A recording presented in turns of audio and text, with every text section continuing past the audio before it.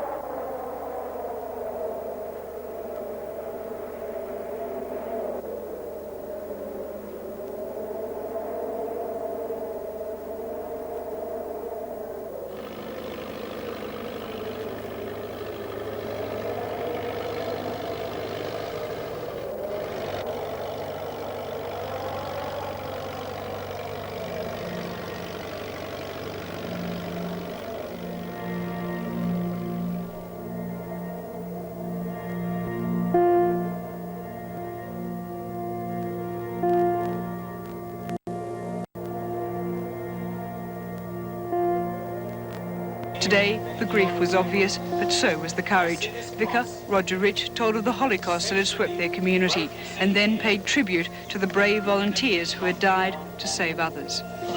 Greater love has no one than this, for his friends.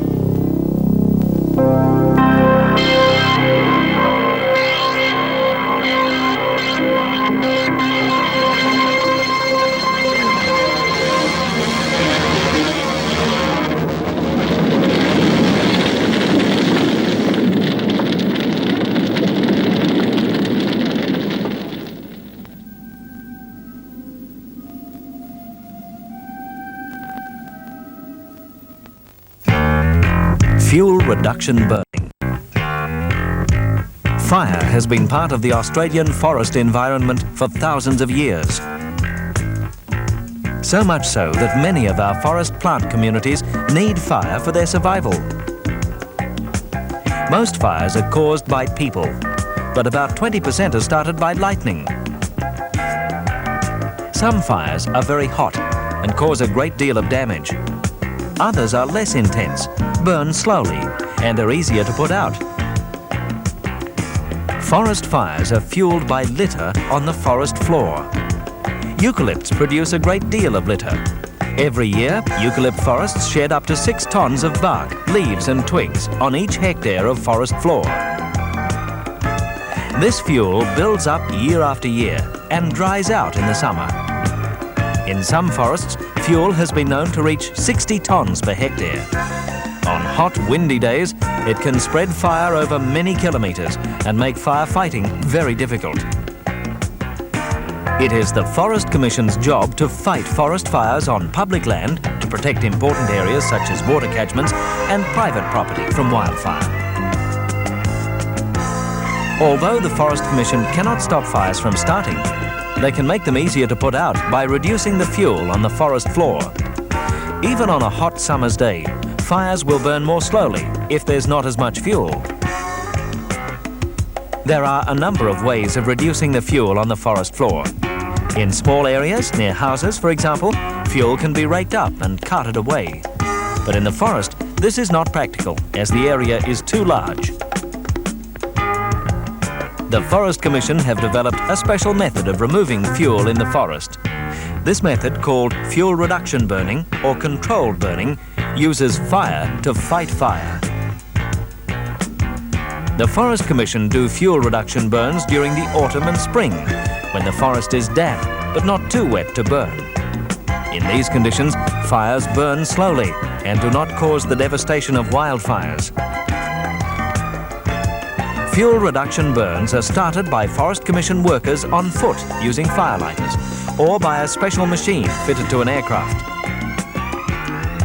The fires are usually lit about 30 to 40 metres apart over the area to be burned.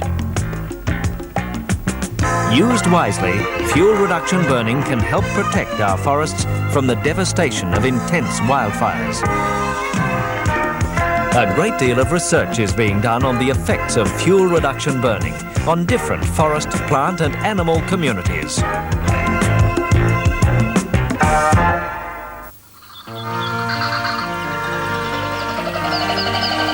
did you pack the esky? Oh, good. Margaret, Peter! Darling, we better hurry up. We're going to get caught in the traffic. Oh, yeah, right. I'll just fix this. Come on, kids, into the car! Could you have... Victoria's bush is dry, bone dry. So make sure that any fire you light is out. Dead out.